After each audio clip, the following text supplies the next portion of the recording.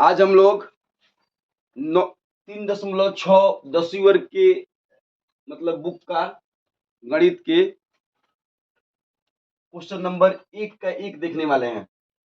ठीक है, तो इसमें जो है सवाल लिखा गया है 1/2x प्लस 1/3y बराबर 2, फिर 1/3x प्लस 1/2y बराबर 13/6।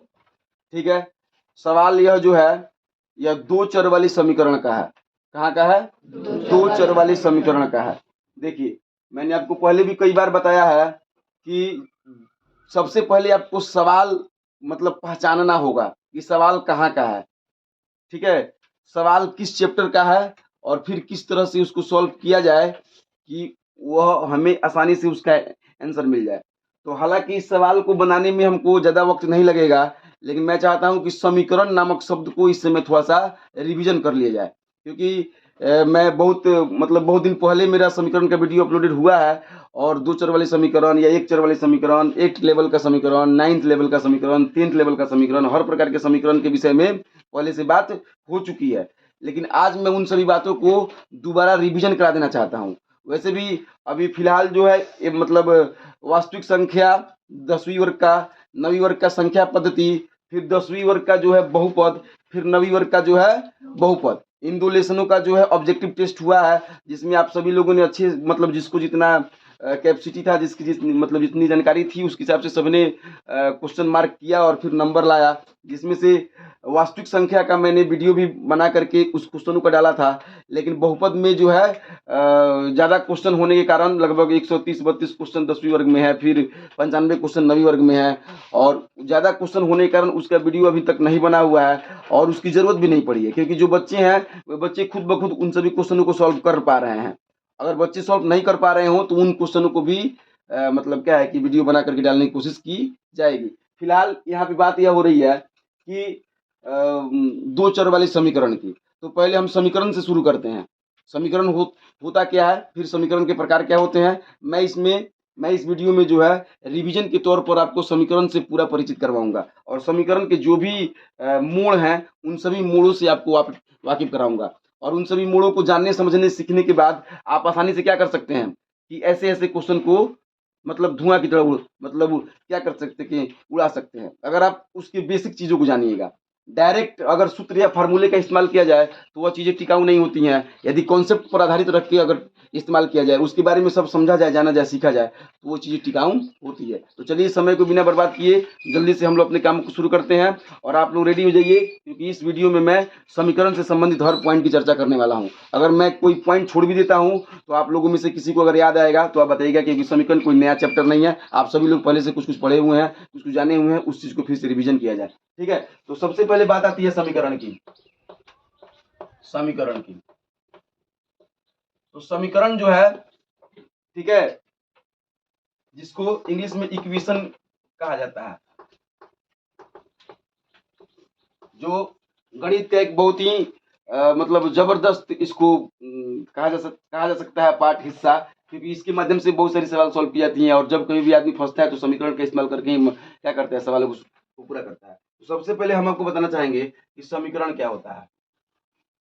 ठीक है, तो समीकरण जो है एक तराजू की तरह इसको समझिए। जैसे कि आप लोग तराजू देखे होंगे, तराजू में क्या होता है कि एक तरफ पुराने समय आजकल तो क्या है कि ऑटोमेटिक तराजू बने हुए हैं, कंप्यूटराइज, तो उसमें जो है सब सेट रहता है और उस पर जो आप सामान या वस्तु रखते हैं तो उसका वजन क्लियर कर देता है। ठीक है, लेकिन पहले के समय में जो तराजू हुआ करते थे कि एक तरफ जो है ऐसा डंडा लगा हुआ करता था, उसको पकड़ने वाला कोई चीज होता था, और एक डंडे में जो है यहाँ से एक जो है क्या बोलते हैं इसको, मतलब क्या बोलते हैं उसको, जैसे प्लेट है, वही प्लेट बोला जा सकता है, और दूसरी साइड में भी प्लेट लगा होता था। ठीक है ना, और एक प्लेट में जो है बटखारा, मतलब बटखारा जो है वजन का मात्रक जो होता है, वजन का मात्रक किलोग्राम, जैसे सब फिजिक्स में आप पढ़े हुए हैं, 9th वाले लोग भी पढ़े हुए हैं कि वजन का मात्रक बटखारा, मतलब वजन का मात्रक किलोग्राम, ग्राम या जो भी चीजें, और दूसरे वक्त जो है दूसरे की तरफ जो है वस्तुएं रखी जाती थी, और पता किया जाता था कि ये क्या है, कि मतलब 1 किलो है कि नहीं है, 2 किलो है कि नहीं है। आ रही है बात समझ में? तो यही चीज जैसे तराजू है वैसे ही आपका समीकरण है।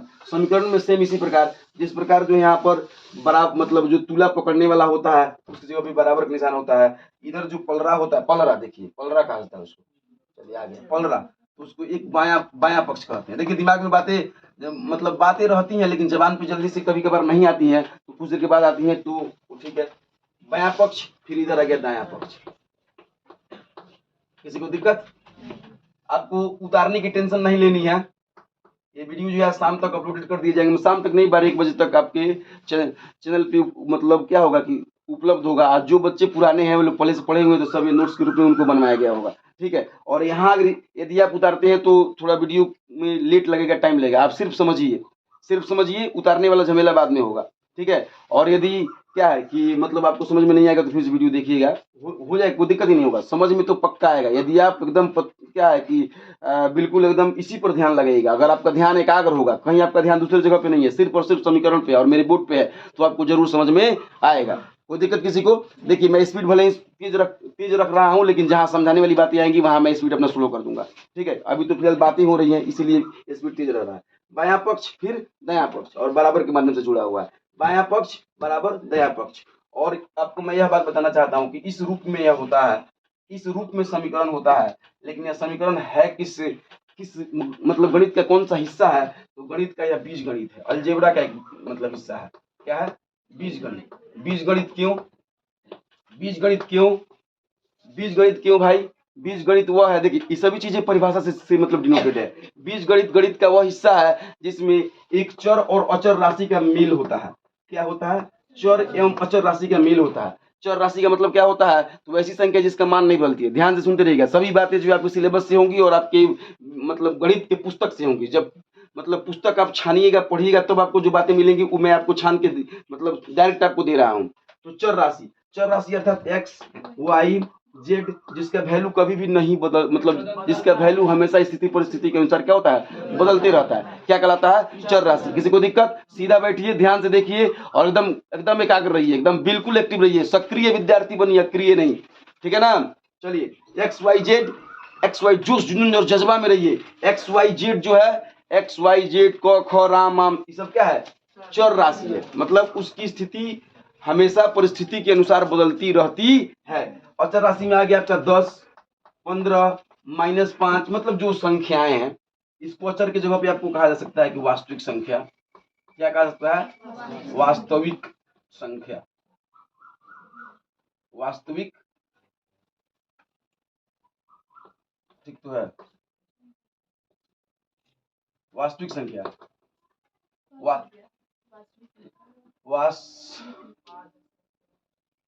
वास्तविक, ठीक है। तो इस तरीके से वास्तविक संख्या है, रियल नंबर है यार। क्या है? रियल नंबर है। समझ बातों को? तो अचर पदों में वास्तविक संख्या को रखा जा सकता है, जिसमें प्लस वाली संख्याएं भी होती हैं, माइनस वाली संख्याएं भी होती हैं, परिमेय संख्या भी होता है और परिमेय संख्या होता है। और वास्तविक संख्या कहानी में मत ले जाइए, वास्तविक संख्या के बाद तो पहले से हो चुका है, क्लियर है ना। संख्याओं के मतलब सभी प्रकार के संख्याओं के समूह को वास्तविक संख्या कहा जाता है, सबको मालूम है, जिसमें सभी परिमेय संख्या शामिल है, सभी अपरिमेय संख्या शामिल है, सभी पूर्णांक संख्या शामिल है, सभी धनात्मक संख्या, ऋणात्मक संख्या, सम संख्या, विषम संख्या, भाज्य संख्या, भाज्य संख्या सब शामिल है। इसकी चर्चा जो हम संख्या पद्धति और वास्तविक संख्या नामक चैप्टर में कर चुके हैं, पहले हो चुका है ना। बोलिए, थोड़ा सा बोलते भी रहिए आप लोग। हाँ ठीक है।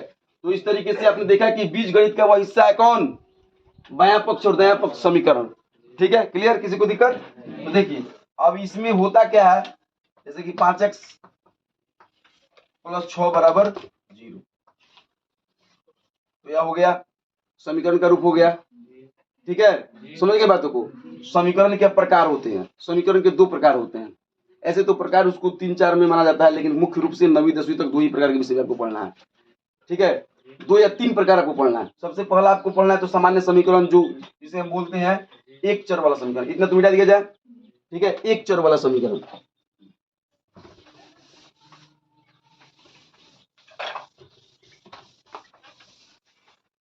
एक चर वाला समीकरण,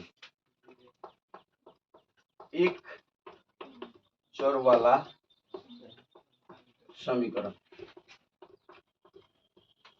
जैसे कि एक चर वाले समीकरण का व्यापक रूप होता है ax + b = c, ठीक है। जहां a b c यह क्या है? पूर्णांक मतलब कोई संख्या है। ए बी सी क्या है, पूर्ण संख्या कहिए या पूर्णांक संख्या कहिए या वास्तविक संख्या कहिए, जहाँ ए बी सी क्या है, वास्तविक संख्या है, ठीक है। और सी एक्स जो है यह चर राशि है, और इसी एक्स के कारण तो यह समीकरण हो गया। समीकरण होने का इसका दो मतलब समीकरण होने की इसकी दो वजह है, एक तो एक्स और दूसरा यह बराबर, क्या हो गया, समीकरण हो गया। समझ गए बातों को। एक चर क्यों कहा जाएगा, क्योंकि इसमें बस एक ही चर लगा हुआ है। ए बी सी को अचर पद भी कह सकते हैं आप, क्या कह सकते हैं, ए बी सी को आप अचर पद भी कह सकते हैं। देखिए गणित का यही सबसे बड़ा बात है, इसमें एक चीज को कई नामों से जाना जाता है। तो ए बी सी को क्या कहिएगा आप, अचर पद, और एक्स क्या होगा, चर पद। तो चर और अचर के मिलने के कारण यह बीजगणित का हिस्सा हो गया, और बराबर लगने के कारण यह क्या हो गया, समीकरण हो गया। अब दूसरा चीज, दो चर वाला समीकरण, दो चर वाला समीकरण। अब इसमें ही होता है समीकरण का वह रूप जिसमें दो चर राशियों को एक बराबर के माध्यम से बाएं और दाएं पक्ष के रूप में जोड़ा गया हो, बाएं और दाएं पक्ष के रूप में दिखाने का प्रयास किया गया हो, क्या कहलाता है, दो चर वाला समीकरण। परिभाषाएं बनती नहीं है, परिभाषाएं बनानी पड़ती हैं, खुद से बना लीजिए बातों को देखते हुए। समीकरण का वह रूप जिसमें एक चर के माध्यम से और कुछ अचर पदों के माध्यम से बराबर के द्वारा बाएं और दाएं पक्ष के रूप में जो क्या है कि स्थिति बनाई गई हो, क्या कहलाती है, एक चर वाले समीकरण कहलाती है। ऐसे आप परिभाषा बना सकते हैं, रटना नहीं है, बना सकते हैं, आराम से बन सकता है, रटना नहीं है, सिर्फ इसके सिंबल को देखकर क्या बता सकते हैं। अब दो चर वाले समीकरण में होता है कि दो चर राशियों के माध्यम से, ठीक है ना, जैसे कि ए एक्स प्लस बी वाई बराबर सी, ये दो चर वाला समीकरण हो गया, ठीक है, क्या हो गया, दो चर वाला समीकरण हो गया। और तीसरा समीकरण होता है जिसे हम बोलते हैं द्विघात समीकरण।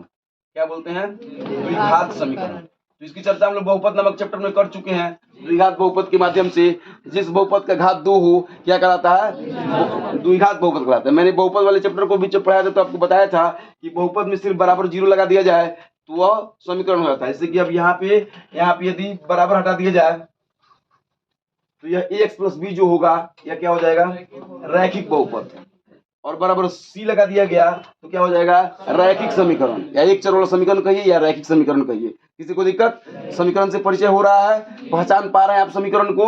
अब देखिए, अब यहाँ दो चर वाला समीकरण हो गया। द्विघात में अगर आते हैं, द्विघात का रूप चलता है A X square plus B X plus C बराबर जीरो। ये जो भी हम ए बी सी के रूप में लिख रहे हैं इसको हम बोलते हैं व्यापक रूप। क्या बोलते हैं, व्यापक रूप।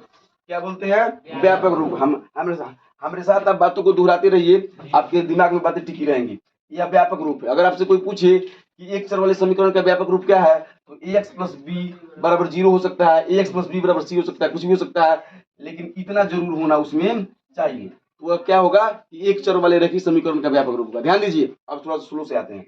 ए एक्स प्लस बी बराबर जीरो एक चर वाला रैखिक समीकरण है, एक चर वाला रैखिक समीकरण है, ठीक है ना। उसका व्यापक रूप है, क्या है, व्यापक रूप मतलब विस्तारित रूप। अब इस पर आप वैल्यू बैठा करके इसको बना भी सकते हैं। जैसे कि ए की जगह पे आप लिख दें 5x, बी की जगह पे लिख दें 6 और सी की जगह लिख दें 12। तो यह जो समीकरण बना यह अंकीय रूप में आ गया, अंकों के माध्यम से इसको जोड़ दिया गया। तो यह हो गया आपका पक्का, मतलब यह तो उसका क्या हो गया कि यह जो उसका खाका हो गया।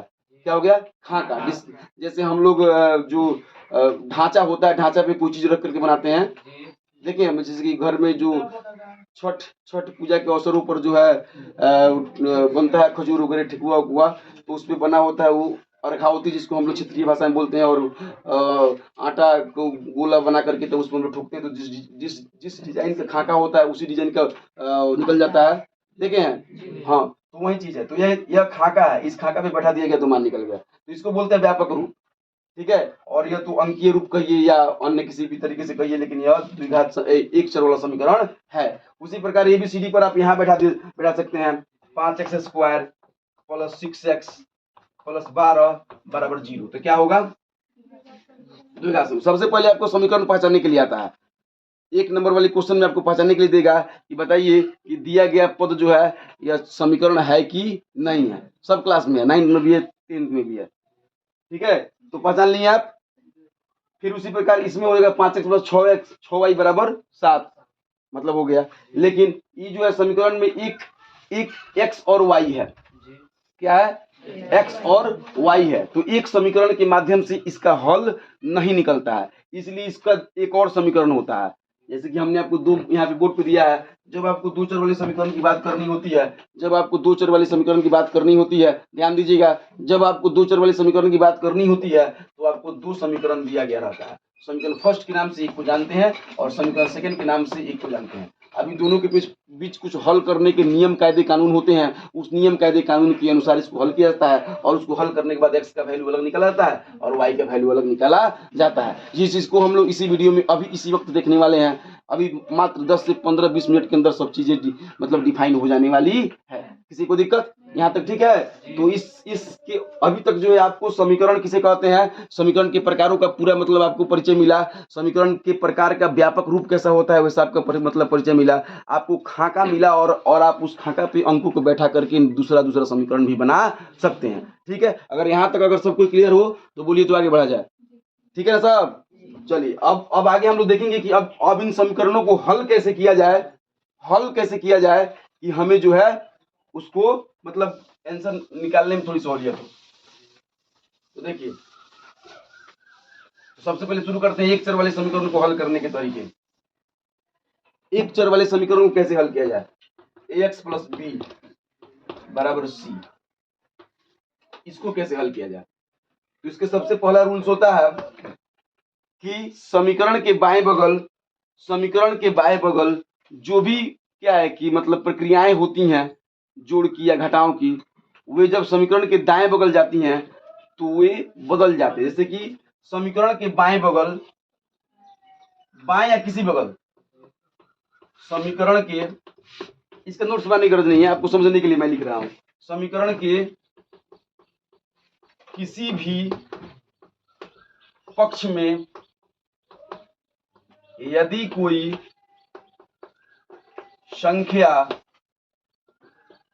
जोड़ की प्रक्रिया कर रही है तो वह जब विपरीत पक्ष में जाएगी, विपरीत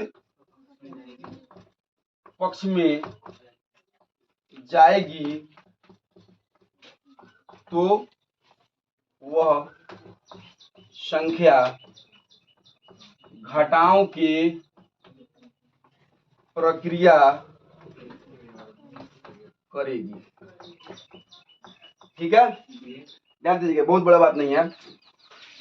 समीकरण के एक पक्ष में कोई अगर प्लस में है तो उधर जाएगा तो माइनस में करेगा काम, बस लिख इसलिए दिया गया है कि आपके दिमाग में जाकर के फेविकॉल की तरह चिपक जाए, फिर वहां से कभी जिंदगी बनाने के लिए। ठीक है, समझ गए? फिर इसी के विपरीत ही अगर वह घटाव में होगी तो दूसरी तरफ जाएगी तो जोड़ हो जाएगा, अगर घटाव में होगी तो जोड़ हो जाएगा, अगर गुना में होगी तो भाग हो जाएगा, अगर भाग में होगी तो गुना हो जाएगा, यदि घात में होगी तो उधर करनी हो जाएगा और उधर करनी में होगी तो इधर घात में हो जाएगा। इसको थोड़ा सा देखते हैं। मान लीजिए यहाँ पे अगर एक्स स्क्वायर है तो स्क्वायर को यदि हम उधर लेते हैं तो ऐसे तो लिया नहीं जा सकता है, पहले बी को उधर किया जाएगा। अगर इसको हल करते हैं इस मैटर को, एक मिनट रुक जाइए, पहले यहाँ देखते हैं जो इस नियम के अनुसार ए एक्स प्लस बी बराबर सी था तो एक्स बराबर सी माइनस बी, एक्स बराबर सी माइनस बी बटा ए। किन किन भाइयों को समझ में आ रहा है बात, किन किन भाइयों को बात समझ में आ रहा है? गुड, वेरी गुड, सबको आ रहा है समझ में? चलिए हाथ नीचे करिए। अब देखिए, अब यही अगर ए एक्स स्क्वायर प्लस बी होता तो यह हो जाता ए एक्स स्क्वायर बराबर सी माइनस बी, एक्स स्क्वायर बराबर सी माइनस बी बटा ए, बस कुछ नहीं, स्क्वायर है घात है तो उधर जाके वर्गमूल में बदल जाएगा, इसे बोलते हैं वर्ग। क्या बोलते हैं? वर्ग। इंग्लिश में स्क्वायर, हिंदी में वर्ग, और जब बराबर के दूसरे बगल जाता है तो क्या हो जाता है? वर्गमूल। तो एक्स बराबर हो जाएगा रूट अंडर सी माइनस बी बटा ए। अगर इसमें के पद अगर जोड़ा लग जाते हैं तो कॉमन निकल के वर्गमूल की तहत बाहर निकल जाएंगे, जो कि 8वीं क्लास में आप अच्छे तरीके से पढ़ चुके हैं। किसी को दिक्कत?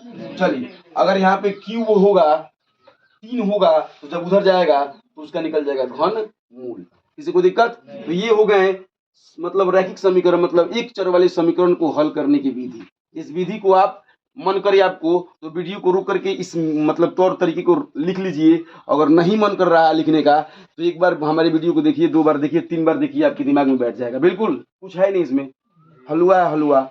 और जो बच्चे इसको समझ नहीं पा रहे हैं, अब हलवा नहीं बना पाएंगे तो क्या बनाएंगे भाई, समीकरण कैसे बनाएंगे? तब हलवा बनाना आसान है, कैसे बनता है? खैर छोड़िए, यहाँ से निकलिए। हलवा बनाने की विधि जो हम लोग कभी किसी दिन सीखेंगे, पहले यहाँ सीखते हैं। ठीक है, तो आइए मिटा लिया जाए। यहाँ तक किसी को कोई दिक्कत? देखिए, हर जो भी चीजें पढ़ाई जाएंगी वहां तक अगर आपको दिक्कत होगा तो आपको फिर से बताया जाएगा। ठीक है, जो बच्चा बोर्ड पे नहीं देख रहा है अब उसके लिए तो कोई उपाय नहीं है। समझ गए? अब हम आते हैं, एक चर वाले समीकरण की बात हो गई। यहां तक की जो बात हुई है, सुनिए, यहां तक की जो बात हुई है, यह बात जो है आपकी 8वीं तक की हो गई है। अब यहां से शुरू होता है थोड़ा थोड़ा 9वीं का छत्र छाया, मतलब 9वीं की छाया शुरू हो रही है। 2 चर वाले समीकरण की बात करेंगे। किसकी बात करेंगे? 2 चर वाला समीकरण। तो यहाँ लिखे दिए, चलिए हटाइए, 2 बार लिख लेते हैं। तो इसका व्यापक रूप पहले लिखते हैं कि इसका व्यापक रूप क्या होता है। a1x प्लस b1y बराबर c1। फिर हमने जैसा कि आपको कहा, फिर a2x प्लस b2y बराबर c2। यह है 2 चर वाले समीकरण का व्यापक रूप। यहाँ आपको सबसे पहले क्या करेगा, a1 जो है x का गुणांक है, b1 जो है y का गुणांक है, और c1 किसका गुणांक है बताइए, कौन बता सकता है? अचर पद का। Good, very good. चलिए, c1 जो है अचर पद का गुणांक है। ठीक है, तो इसके ऊपर थोड़ा सा एक सवाल बनाया जाए। मान लीजिए यदि मैं लिख दूं 5x प्लस by बराबर, सॉरी by नहीं, 6y लिखिए, बराबर 10। ठीक है, में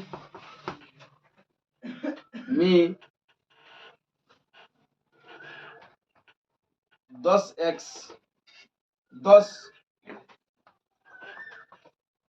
किसका गुणांक है? Option A x, option B y, x power 0, y power 0 and none. बताइए।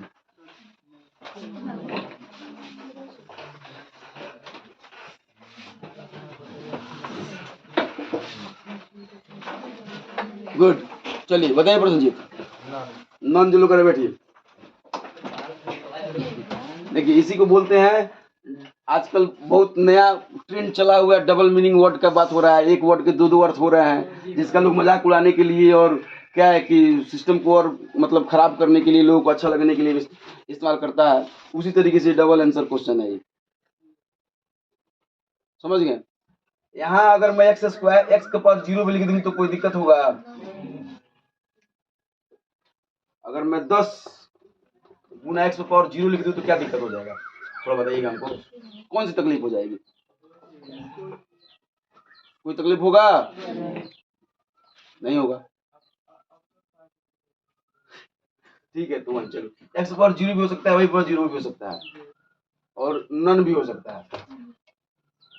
ठीक है, तो चलिए क्वेश्चन बनाते हैं। हालांकि यह क्वेश्चन द्विघात बहुपद का था, लेकिन हमने इसको समीकरण से उठाया था तो इसलिए समीकरण बना दिया था। ओरिजिनल क्वेश्चन कुछ अलग तरीके से था। जो आपके ओरिजिनल क्वेश्चन कुछ अलग तरीके से था, तो जो कल ही आपके टेस्ट में पूछा गया था द्विघात बहुपद में।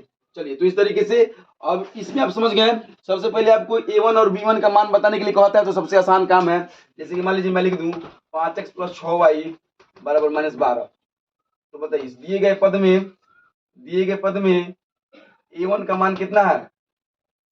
a1 का मान कितना है? -5। बस कहानी खत्म, इसमें तो कुछ है ही नहीं। समझ गए? तो चलिए हटाइए इसको, हल्के हल्के बातों को नहीं देखा जाएगा।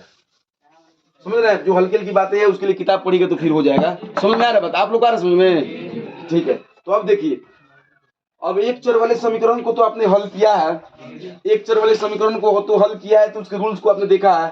अब हम लोग देखते हैं कि दो चर वाले समीकरण को हल करने के क्या रूल्स होते हैं, दो चर वाले समीकरण को कैसे हल किया जाता है। तो सबसे पहले मैं आपको बताना चाहूंगा कि दो चर वाले समीकरण को हल करने की 5 विधियां होती हैं लगभग मतलब उसको बनाया जा सकता है। मतलब मुख्य रूप से आपकी किताब में जो है 4 प्रकार की दी गई है। अब उन विधियों को धीरे धीरे देखते हैं। सबसे पहला होता है विलोपन विधि। विलोपन विधि जो आज के समय में विद्यार्थियों का और क्या है कि मतलब शिक्षकों का सबसे फेवरेट विधि है ही। मतलब हम लोग इस समय में विलोपन ही था, लेकिन अब आजकल ट्रेंड बदल रहा है, थोड़ा सा लोग प्रतिस्थापन पर ज्यादा ध्यान दे रहे हैं। विलोपन विधि। दूसरा प्रतिस्थापन विधि। इन सभी विधियों की मैं अभी पूर्ण रूप से चर्चा करूंगा। चौथा ब्रजगुणन विधि, ध्यान दीजिएगा बातों को, ठीक है। चौथा ग्राफीय विधि, और एक अनुपात विधि भी होता है, लेकिन उसको हटाइए, इतना ही पे काम चलाया जाएगा। हाँ, ब्रज में आ जाएगा, लिख ही देते हैं। क्या है भाई, जब बात हो रही है तो एकदम जितनी होनी चाहिए वहां तक जाए। तो अब देखिए, दिखाई दे रहा है सबको? कोई दिक्कत है ना? अभी तक नहीं है ना? चलिए, विलोपन विधि जैसा इसका नाम है वैसा ही इसका काम है। पहले से मैं आपको बोल चुका हूं, जैसा नाम होता है वैसा ही काम होता है। विलोपन विधि विलुप्त करने की विधि है। इस विधि में क्या करते हैं, दो चर राशि है, एक एक्स है और एक वाई है, उसमें से एक राशि को क्या कहता है, विलुप्त किया जाता है। विलुप्त क्या कहता है, विलुप्त। विलुप्त समझते हैं, गायब कर दिया जाता है। ऐसा तरीका अपनाया जाता है कि एक एक्स जो है गायब हो जाता है, यानी तो वाई गायब हो जाता है। जब एक्स गायब हो जाएगा तो यह जो दो चर वाला समीकरण है यह किस रूप में आ जाएगा, एक चर वाले समीकरण के रूप में आ जाएगा। ध्यान दीजिएगा क्यों गायब किया जाता है। मान लीजिए यहाँ पे एक्स और वाई है, तो इस पर तो रूल्स फॉलो नहीं करेंगे।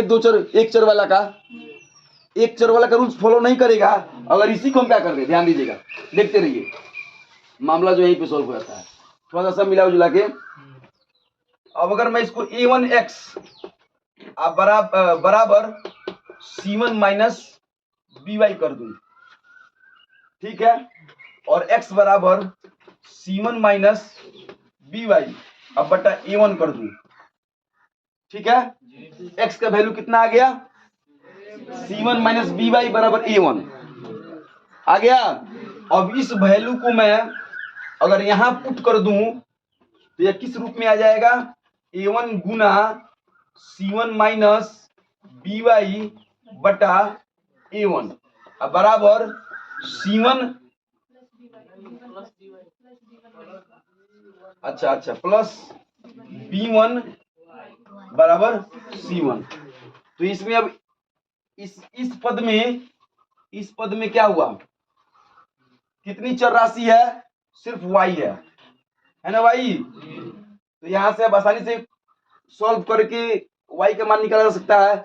हालांकि यह पद x का है और समीकरण फर्स्ट में से ही मैंने x निकाला है, और समीकरण फर्स्ट में ही हम रख रहे हैं, तो इसका वैल्यू नहीं आ सकता।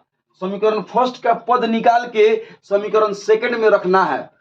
क्या करना है, समीकरण फर्स्ट का पद निकाल के समीकरण सेकंड में रखना है।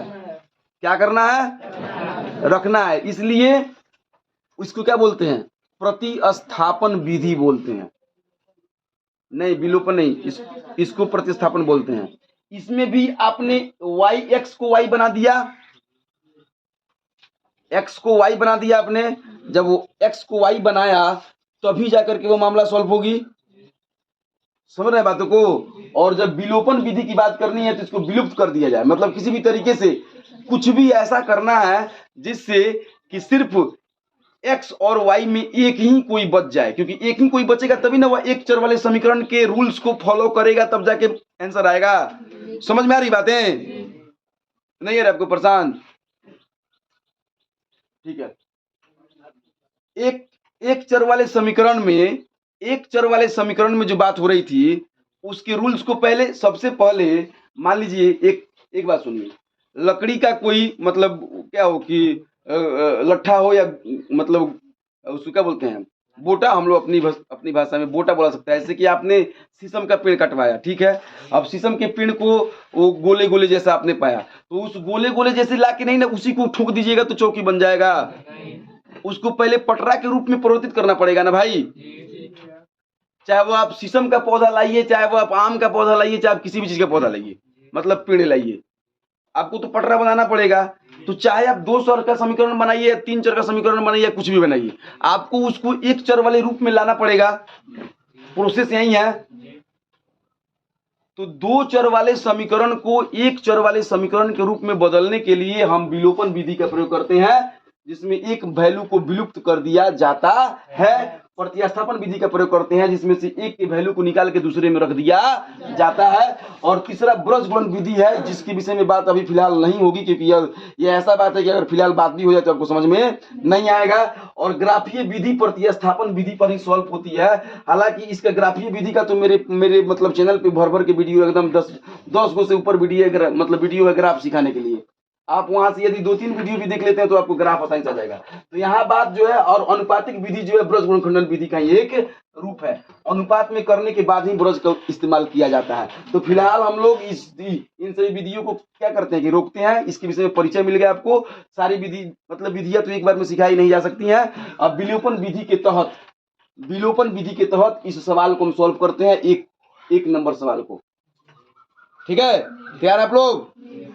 समझ गए ना सब बातें? नाम के हिसाब से अगर आपसे सिर्फ कोई पूछे कि विलोपन विधि किसे कहते हैं, तो आप कह सकते हैं कि 2 चर वाले समीकरण का वह रूप, परिभाषा भी बना सकते हैं, 2 चर वाले समीकरण का वह रूप जिसमें एक चर को, ठीक है ना, विलुप्त करके समीकरण को हल किया जाता है, और हल करने के बाद उसका समाधान अर्थात उसके मतलब आंसर को या उत्तर को निकाले जाते हैं। उस विधि को हम क्या कहते हैं? विलोपन विधि।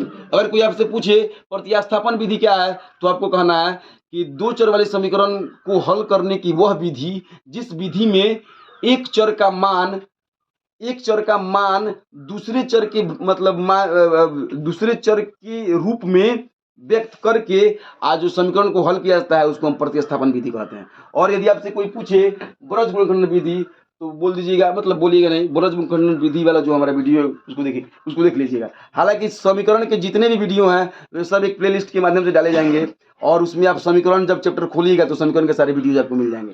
ठीक है, तो इसके लिए आपको चिंता करने की बात नहीं है, एक ही वीडियो में सारा काम हो जाए ऐसा कभी होता नहीं है। लेकिन यहाँ पे रिवीजन के तौर पे आपको दिखाने का प्रयास किया गया है। तो ब्रज गुणनखंडन विधि के विषय में चर्चा नहीं होगी, क्योंकि इसमें थोड़ी सी इसको अनुपात बना करके बनाने की बात की गई है। तो हम फिलहाल अब बात करेंगे किसकी? विलोपन विधि के तहत इस सवाल को बनाने की। ध्यान दीजिएगा, जो मैंने वो लकड़ी वाला जो उदाहरण दिया है ना, वह गणित का बहुत ही जबरदस्त और फेवरेट उदाहरण है। गणित उसके बिना चल नहीं सकता।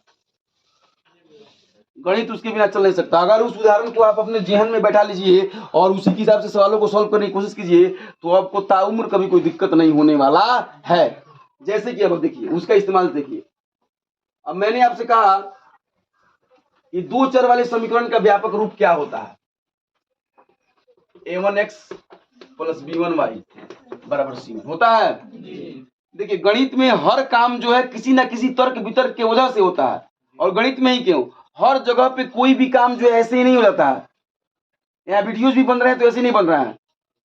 हर कार्य के पीछे कुछ ना कुछ रीजन होता है, और कुछ लोगों के रीजन जो है सही होते हैं, कुछ लोगों के रीजन जो है गलत होते हैं, कुछ लोगों के रीजन जो है एथेंटिक होते हैं, कुछ लोगों के रीजन जो एकदम बिल्कुल पत्थर के समान कठोर होते हैं, और पत्थर के समान कठोर होते हैं तो वो किसी भी परिस्थिति में डिगते नहीं हैं, और वो जरूर सफल होकर निकलते हैं। अब कुछ लोग के रीजन जो है एकदम हलवा की तरह होता है। जैसे कुछ लोग जीवन में, आप ही लोग पढ़ाई कर रहे हो, पढ़ाई करने का रीजन क्या है? आप लोगों में से किसी का रीजन होगा कि मैट्रिक पास कर जाना है, चलो ठीक है, इंटर में नाम लिखवा देना है, चलो ठीक है, शादी विवाह वाली पढ़ाई करनी है, चलो ठीक है। कुछ लोग का रीजन होगा कि भाई हम फर्स्ट डिवीजन से पास करेंगे, हम इसलिए पढ़ रहे हैं। कुछ लोग का रीजन होगा कि हमको टॉप सिलेक्शन में जाना है, इसलिए पढ़ रहे हैं। कुछ लोग का रीजन होगा कि हमारे माता पिता की स्थिति खराब, मतलब बहुत सारे रीजन है। तो अब जिसका रीजन जितना जबरदस्त है, ध्यान दीजिएगा, बहुत ही खूबसूरत बात, जिसका रीजन जितना जबरदस्त है वह अपने काम में उतना ही ज्यादा सफल होता है। जिसका रीजन जितना ही ऑथेंटिक है, जिसका रीजन जितना ही मतलब क्या है कि एकदम पहाड़ों की तरह मजबूत है, जो कभी डिगने वाला नहीं है, अडिग है, जो जितना ही अपने मतलब पढ़ाई या किसी भी कार्य के कारण को मजबूती से जकड़ा हुआ है वो अपने जीवन में उतना ही आगे जाएगा। या कोई भी अगर काम हो, जैसे कि मान लीजिए आप मतलब अगर कोई खेती बाड़ी ही करता है, जैसे कोई मतलब चाहता है कि मैं बहुत बड़ा कंपनी खोलूं या मैं खेती सबसे पहला किसान बनूं, जो या कोई भी काम हो, किसी भी तरीके के काम में अगर उसका रीजन जो है नंबर 1 पे आने का है तो वो नंबर 1 पे ही आके रहेगा। इतनी बात आ गई समझ में? तो थोड़ा गणित से अलग बात हो गया, लेकिन इन बातों का होना भी जरूरी है।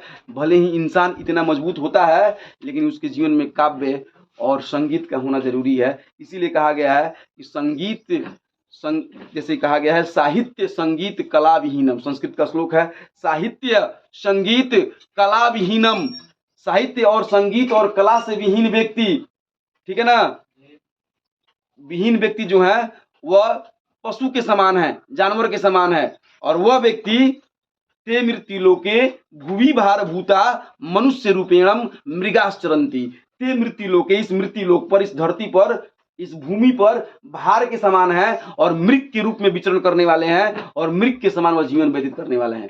इसलिए हर व्यक्ति के अंदर साहित्य संगीत और कला का होना अत्यंत जरूरी है। चाहे वह गणित ही पढ़ रहा हो लेकिन उसमें इमोशन का, उसमें क्या है कि मोटिवेशन का, हर प्रकार का पावर उसमें होना चाहिए, तभी मेहनत करने में आनंद आता है। अगर किसी व्यक्ति, और वैसे भी टीचिंग में और विद्यार्थी के जीवन में अगर उत्साह और ऊर्जा और एनर्जी की कमी है, बोलने में दिक्कत है, या मतलब हर प्रकार की अगर उत्साह और एनर्जी की कमी है तो उसमें उसका काम सही नहीं हो पाएगा। और शिक्षक में तो इतनी एनर्जी होनी चाहिए, इतनी ऊर्जा होनी चाहिए कि उसके सामने बैठे हुए हर व्यक्ति अगर 1-1 किलो भी ले जाए तभी शिक्षक के पास अभी 1 क्विंटल बचा रह जाए।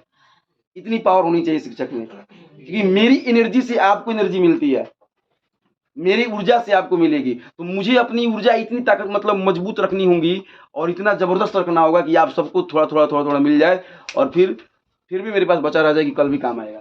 ठीक है, अब यहाँ पे एनर्जी का मतलब अब बहुत सारा अर्थ है, डबल मीनिंग अर्थ को मत लगाया कीजिए, और डबल मीनिंग अर्थों को भी लगाइए तो सार्थक अर्थ लगाना सीखिए। क्या करिए? सार्थक, निरर्थक अर्थ मत लगाइए, जो सही अर्थ हो वही लगाइए, गलत अर्थ लगाने से कोई फायदा नहीं है। जो भी बालक और बालिकाएं चंचलता दिखा रहे हैं वो ना दिखाएं, क्योंकि अगर क्या हो गया कि कैमरा बंद हो गया और हाथ में जो है छड़ी आ गया तो आपकी हालत खराब हो जाएगी। इसलिए सावधान और कार्य को मतलब सही तरीके से निपटाइए। कार्य आपके लिए हो रहा है और आप ही नहीं देख रहे हैं। ठीक है, चलिए, तो इस रूप में मैंने कहा था ना कि लकड़ी की उस बोटे को जो है पहले पटरा बनाना पड़ेगा, तो जो आपके पास इक्वेशन जो समस्या दी गई है इस समस्या को इस रूप में लाना पड़ेगा। बोलिए, किसी को दिक्कत? आप क्षेत्रमिति भी बनाते हो, उसमें भी लंबाई मीटर में दी गई होती है और चौड़ाई किलोमीटर में दी गई होती है, तो आप दोनों को पहले एक रूप में ढालते हो। तो मैंने पहले जो कहा कि यहाँ गणित के लिए हर उदाहरण, मतलब गणित के लिए वो वाला लकड़ी वाला उदाहरण जो है बहुत जबरदस्त है, उस रूप में ढालना पड़ता है। ठीक है, तो पहले इस रूप में इसको ढालोगे, तो समीकरण फर्स्ट को इस रूप में कैसे ढाला जाए बताइए, बोलिए। बहुत सारे तरीके हैं, आप चाहिए तो 1/2x + 1/3y = 2 को जो है एलसीएम लेकर के भी सॉल्व कर सकते हैं। ठीक है, अगर वैसे नहीं कर सकते, चलिए एलसीएम लेके ही सॉल्व करते हैं। जो हम लोग का क्या है कि जो हम लोग का मतलब परंपरागत विधि है उसी विधि का इस्तेमाल करते हैं। ठीक है, क्योंकि जब परंपरागत विधि पता है तभी ट्रिक वाली विधि काम करती है।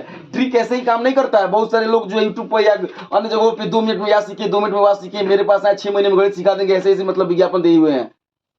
तो वैसे नहीं होता है काम। ऐसे कैसे कोई सिखा सकता है? जिस मिट्टी में नमी ही ना हो उसमें कभी बीज का अंकुरण नहीं होता। समझ गए? बात करने से नहीं होता कि किसी भी प्रकार का मिट्टी हो हम उसमें पौधा जमा देंगे, ऐसा नहीं होता है। पहले उसमें नमी बनानी पड़ती है। चलिए आइए, तो यहाँ पे अब 2x + 3y का एलसीएम निकालेंगे तो क्या होगा? 3 दूनी 6xy।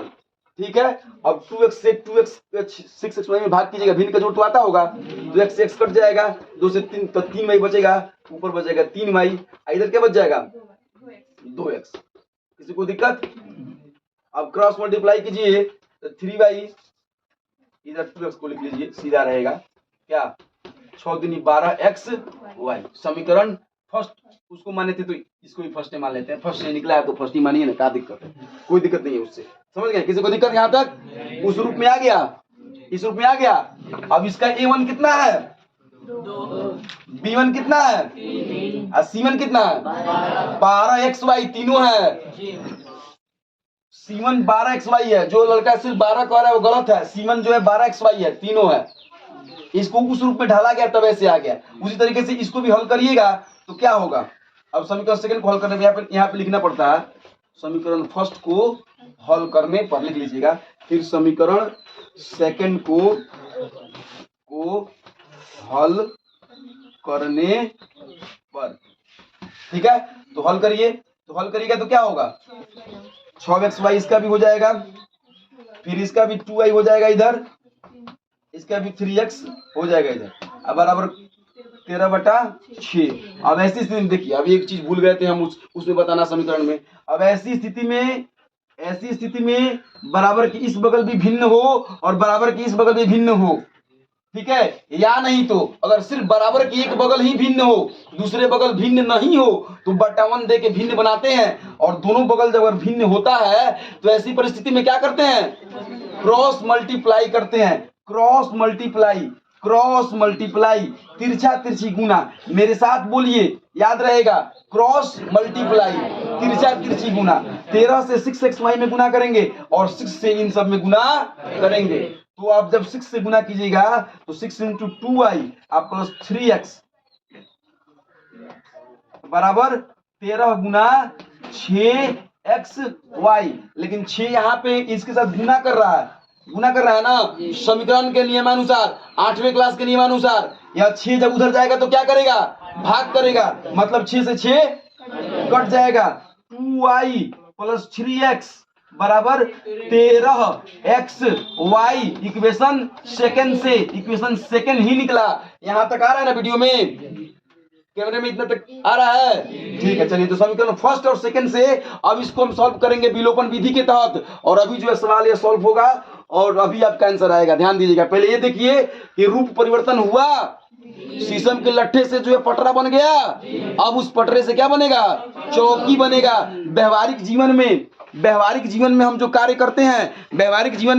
करते हैं, उन कार्यों को यदि हम अपने पढ़ाई से जोड़ते चलें तो ताउम्र वो हमारे पास रहेगा। क्योंकि जिस चीज को हमने करते देखा है उस चीज को हम कभी नहीं भूलते हैं। आप जो क्षेत्रीय भाषा, जैसे कि कुछ यहाँ पे बंगला लोग हैं, कुछ लोग जो है भोजपुरी लोग हैं, कुछ लोग हैं, आपने कभी बंगला का व्याकरण पढ़ा है?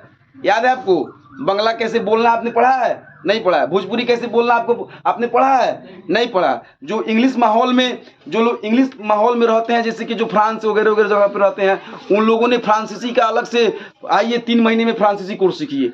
आपके लिए फ्रांसीसी कोर्स है, आपके लिए इंग्लिश ब्रिटिश इंग्लिश है। लेकिन जो ऐसे माहौल में बने हुए हैं उनके लिए वो क्या है, कुछ नहीं है। वो ऑटोमेटिक आपके अपने शरीर में समा गया है, आपके दिमाग में वो आ गया है, ठीक है।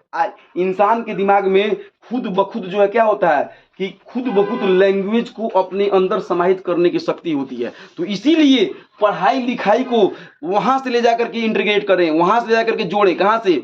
जिसको हम हमेशा देखे हैं, ठीक है। उदाहरण अगर पक्का रहे तो कॉन्सेप्ट मजबूत हो जाता है। सीमेंट अगर क्या है कि मजबूत वाला रहे तो दीवार बुलंद बनती है, मालूम है ना। प्रचार देखते हैं विज्ञापन।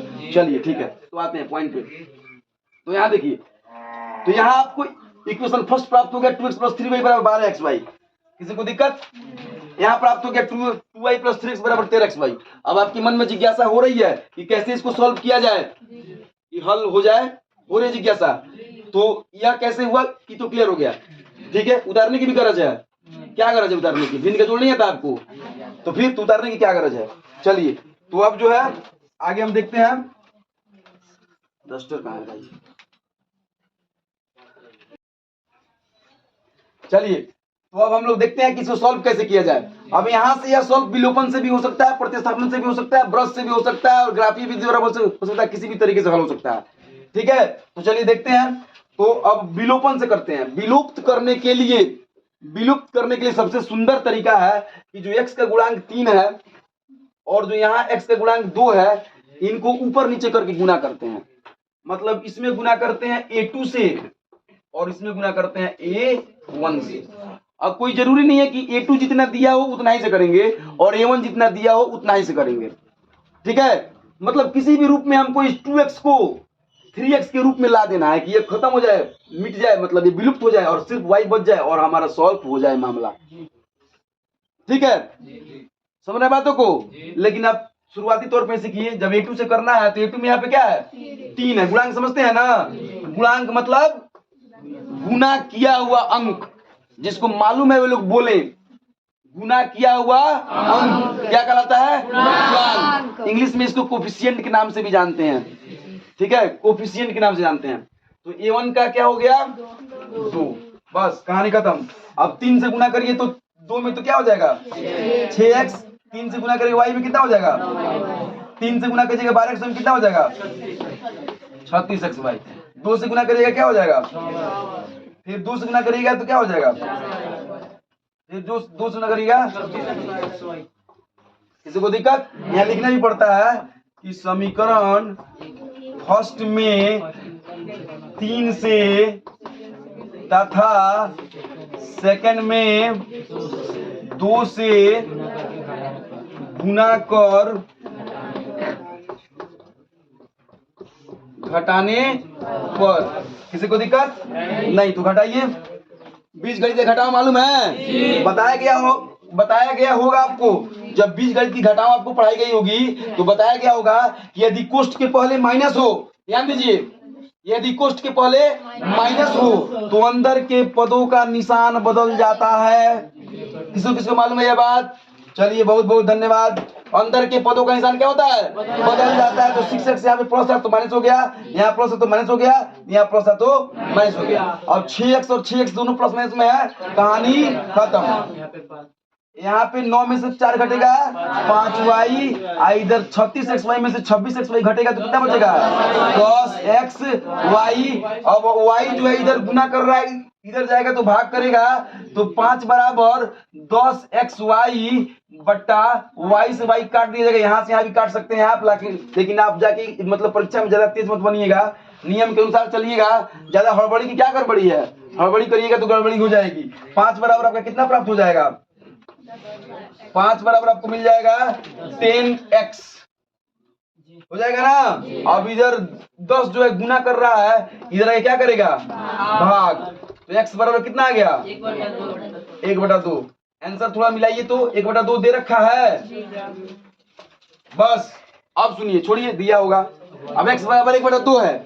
अब x का मान यहाँ पे 1/2 रख दीजिए और हल कीजिए, तुरंत आंसर टकाटक हाजिर हो जाएगा। बना के दिखाते हैं कि हो जाएगा। अब देखिए, अब इसके बाद वाले जो क्वेश्चन है, वीडियो ज्यादा बड़ा होते जा रहा है। हालांकि इसकी एक और विधि है जो बहुत ही जबरदस्त विधि है, लेकिन आप लोग जब बोले हैं कि भिन्न का जोड़ करके बना दीजिए, इसीलिए मैंने भिन्न का जोड़ करके बना दिया है।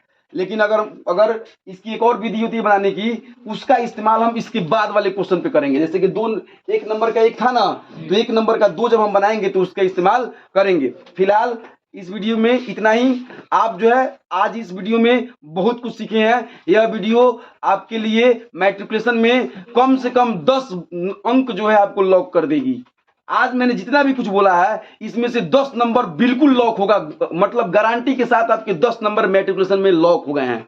और 10 नंबर तो लॉक हुए ही हैं। अगर भविष्य में आप अगर किसी कंपटीशन में या किसी रेलवे या किसी भी तरीके की जॉब की नौकरी के लिए तैयारी करना चाहते हैं और नौकरी में जाना चाहते हैं, तो आपके लिए बहुत ही फायदेमंद सिद्ध होगा यदि आप मेहनत करिएगा तो। और ध्यान रखिएगा, जिस व्यक्ति का वजह जितना ही मजबूत होता है, उसकी मंजिल जो है उतनी ही आसानी तरीके से प्राप्त होती है। और इसी के साथ आज की मेरी वीडियो समाप्त होती है।